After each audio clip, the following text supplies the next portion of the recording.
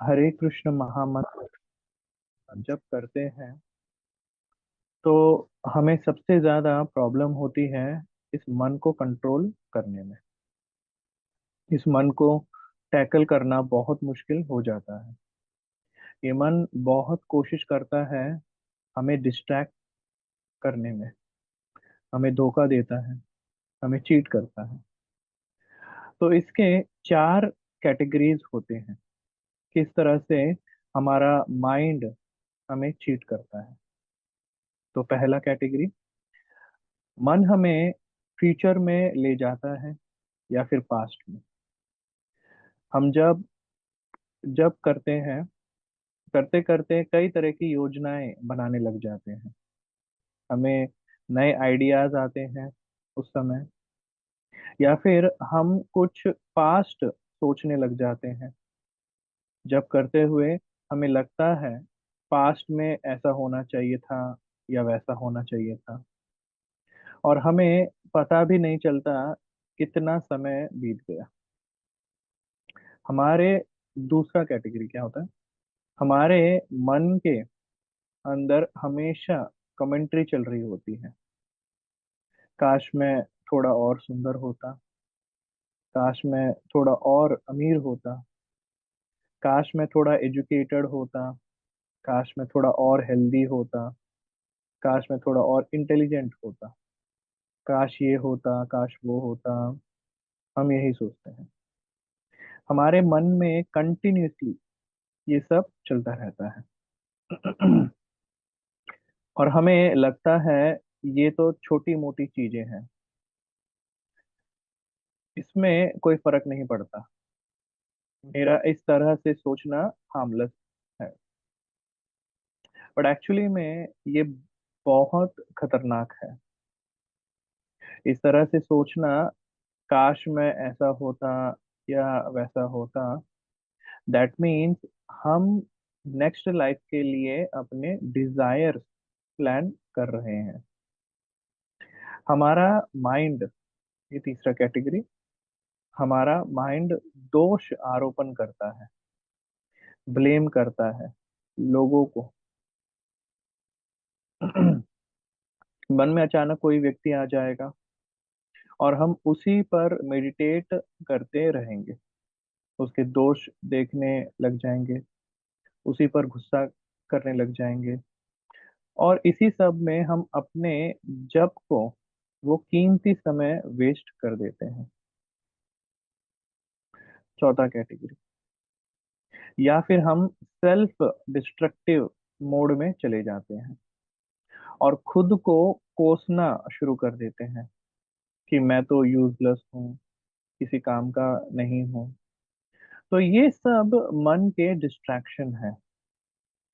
तो मन ऐसा क्यों करता है, इसको जानने का प्रयास करते हैं। एक्चुअली में मन जो है वो आत्मा के एक व्यक्तित्व छाया है, काइंड ऑफ ए रिफ्लेक्शन है वो।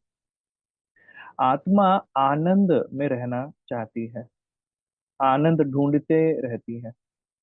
इसीलिए ये मन भी आनंद चाहता है, आनंद ढूंढता है। जैसे हम हैं और हमारी छाया है, तो हम जिस तरीके से एक्ट करते हैं, चलते हैं, तो ये हमारी जो छाया है, रिफ्लेक्शन है, वो भी उसी तरीके से रहती है। तो it is a kind of a same thing. इन अलग अलग तरीकों से मन भटकता रहता है और आनंद ढूंढता रहता है, बट उसे आनंद नहीं मिल रहा है। ये मन को एक्चुअली में आनंद तब मिलेगा जब हम इसे राधा कृष्ण के चरणों में लगाएंगे। और उसकी शुरुआत होती है कि किस मन को भगवान के पवित्र नामों में लगाया जाए।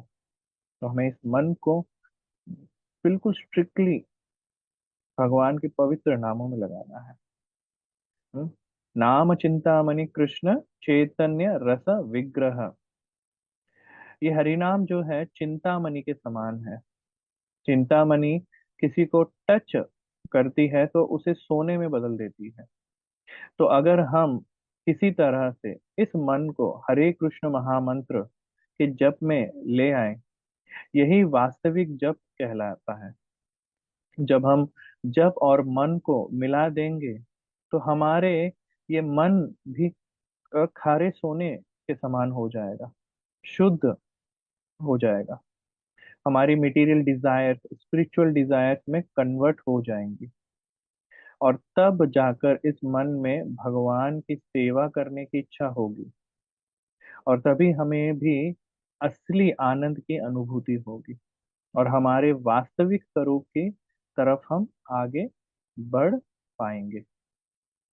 तो जब भी हमारा मन हमें इस तरह से डिस्ट्रैक्ट करने की कोशिश करे, हमें बस इस मन को नेग्लेक्ट करना है, इग्नोर करना है, इसकी बातों पर ध्यान नहीं देना है, और कोशिश करनी है कि किस प्रकार फोकस करें नाम में, श्रवण में, नाम को सुनने में ध्यान दे। हम हमें अपना पूरा फोकस शब्द ध्वनि में लाना है। खुद को समझाना है कि मुझे शब्द ध्वनि सुनना है और राधा कृष्ण के चरणों को प्राप्त करना है। हमारे मन के ये नेचर है, हम यहाँ फोकस करेंगे वहीं और स्ट्रांग होते जाएंगे। तो जहां जहां हम फोकस करेंगे और भी स्ट्रांग होता जाएगा। तो नाम को फोकस करना बहुत जरूरी है। तो जब हम बार बार इस मन को आदेश देंगे हरिनाम सुनने का, तो हम इसके डिस्ट्रैक्शन से बचेंगे और अपना जप स्ट्रांग कर पाएंगे। तो ये विधि को हम अच्छे से प्रैक्टिस करेंगे तो ये संभव हो पाएगा। और इसको संभव करने के लिए हमें हरिनाम प्रभु के शरण लेना चाहिए, और राधा कृष्ण हमारे आचार्यगण शिला प्रभुपाद सभी वैष्णव गणों से भी हमें प्रार्थना करनी चाहिए कि हमें इसमें सहायता करें। तो आइए हम प्रयास करते हैं और कृपा की याचनाएं करते हैं हरिनाम के द्वारा भगवान कृष्ण से और सभी वैष्णवों से। हरे कृष्ण कृष्ण कृष्ण हरे हरे, हरे राम राम राम हरे हरे, हरे कृष्ण।